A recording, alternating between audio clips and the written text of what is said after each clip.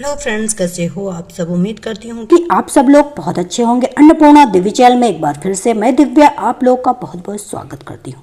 दोस्तों, आज की वीडियो में हम लोग एक देवरानी जेठानी की कहानी सुनेंगे। उम्मीद करती हूँ कि ये कहानी आप लोग को बहुत पसंद आएगी। वीडियो पसंद आए तो वीडियो को लाइक कीजिए। चैनल पे पहली बार विजिट कर रहे हैं तो अन्नपूर्णा दिव्य चैनल को सब्सक्राइब कीजिएगा और ये कहानी अपने फ्रेंड्स एंड फैमिली के साथ ज्यादा से ज्यादा शेयर कीजिएगा। तो चलिए फिर शुरू करते हैं। सुनैना और सुरेखा ये दोनों देवरानी जेठानी थी। जेठानी सुनैना नौकरी भी करती थी और देवरानी सुरेखा घर संभालती थी। उनका परिवार बहुत बड़ा था, सास ससुर और उन दोनों के बच्चे, कुल मिलाकर 10 लोग घर में रहते थे। अब बहुत साल बाद उनकी बुआ सास अपने भाई के घर रहने आई थी। सुबह उठने के बाद बुआ सास ने देखी सुनैना फटाफट अपने काम कर रही थी। सुरेखा ने नाश्ता बनाया और वह नाश्ता सुनैना ने सबको परोसा। उसके बाद सुनैना ने अपना टिफिन पैक किया और वह काम पर निकल गई। सुरेखा ने वापस दोपहर का खाना तैयार किया और थोड़ा वक्त अपनी सास और बुआ के साथ बैठी रही। बुआ सास से नहीं रहा गया। उन्होंने सुरेखा को पूछा, छोटी बहू, तुम्हारी जेठानी तुझ पर बहुत हुक्म चलाती है। सुबह से देख रही हूँ रसोई घर में अकेले ही काम करती हो और वह महारानी दिखावा करने के लिए नाश्ता परोस रही थी, जैसे कि उन्होंने ही नाश्ता बनाया। यह सब सुनने के बाद सुरेखा ने बुआ सास की तरफ देखा और बोली, बुआ जी, ऐसा कुछ नहीं है, सुनैना दीदी बहुत अच्छी हैं। बुआ सास बोली, तुम बहुत भोली हो सुरेखा, मुझे सब समझ में आता है। मेरे बाल धूप में सफेद नहीं हुए। सुरेखा से अब नहीं रहा गया और वह बोली, ऐसा नहीं है बुआ जी, आपको सुनैना दीदी ने सबको नाश्ता परोसा वह दिखा, पर आपको यह नहीं दिखा कि दीदी ने मुझे जबरदस्ती सबसे पहले नाश्ता करने दिया और चाय भी दी। वह रोज मुझे ऐसे ही सबसे पहले नाश्ता दे देती है, नहीं तो सबके लिए नाश्ता करते करते मैं खुद के लिए नाश्ता करना भूल जाती हूँ। दीदी मेरी कितनी चिंता करती हैं। सुबह जल्दी उठकर मंदिर साफ करती हैं, फूल सजाकर रखती हैं और मुझे उनके 1 घंटे बाद उठने के लिए कहती हैं। शाम को आते समय बाजार से सब्जी भी लेकर आती, क्योंकि हमारे मिस्टर रात को देर से आते हैं और मम्मी जी को सुनैना दीदी ने बाजार जाने को मना किया है, क्योंकि अब उनकी उम्र 60 साल से ज्यादा हो गई। बाजार जाते समय उनको तकलीफ होगी, उनके पैर बहुत दुखेंगे। कभी उनको बाहर घूमने का मन हुआ तो सुनैना दीदी छुट्टी लेकर उनको घुमाने ले जाती। और हाँ बुआ जी, दीदी रोज शाम को आने के बाद वह कितनी भी थकी हो तब भी मुझे खाना बनाने में मदद करती हैं। वह मेरी बड़ी जेठानी जरूर है, पर मुझे अपनी छोटी बहन ही समझती और मैं उनको अपनी बड़ी बहन समझती हूँ। यह सुनकर बुआ सास एकदम चुप हो गई। उनकी चुगली सुरेखा के आगे टिक नहीं पाई। शाम को सुनैना सब्जी की थैली सुरेखा के पास देते हुए बोली, सब्जी के साथ तुम्हारी मनपसंद लेखक की किताब भी है उसमें।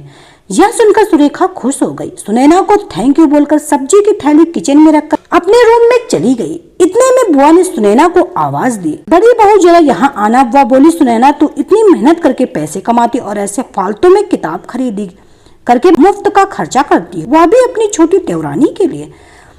वह ऐसे भी घर में बैठकर करती क्या है, तुम दिन भर मेहनत करती हो और वह घर में आराम करती। इस पर सुनैना हंसकर बोली, क्या बुआ जी आराम? और सुरेखा वो तो कहने पर भी आराम नहीं करती। सुबह उठकर बेचारी काम करती रहती, सबका मनपसंद खाना, मेरे और उसके मिलाकर 4 बच्चों का टिफिन सब वही तो करती है, और तब भी उसके चेहरे पे हमेशा आनंद दिखता है। सुबह की चाय पीने के लिए उसके पास वक्त नहीं रहता। दोपहर को जब बच्चे घर आते तो उनका खाना, होमवर्क सब वही देखती है। इसीलिए मुझे बच्चों का टेंशन नहीं रहता और इसीलिए मैं ऑफिस में मन लगाकर काम कर पाती हूँ। कुछ दिन पहले ही मुझे प्रमोशन मिला। इसके अलावा मम्मी जी और पापा जी की दवाइयाँ कभी खत्म हो गई और कभी लाने की हो तो वही ध्यान में रखती है। घर में कोई मेहमान आए तो उनकी मेहमान नवाजी भी वही करती है।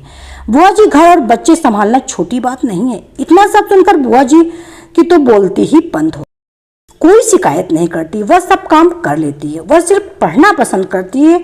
फिर मैं अपनी छोटी बहन के लिए इतना नहीं कर सकती, मैं नहीं करूंगी तो फिर कौन करेगा? इतना बोलकर सुनैना अपने रूम में चली गई। यह सब बोलना सुनैना की सास पीछे खड़ी होकर सुन रही थी। वह बुआ के पास आई और बोली, जी जी, यह दोनों देवरानी जेठानी जरूर हैं, लेकिन इनका रिश्ता 2 सगी बहनों से ज्यादा पक्का है।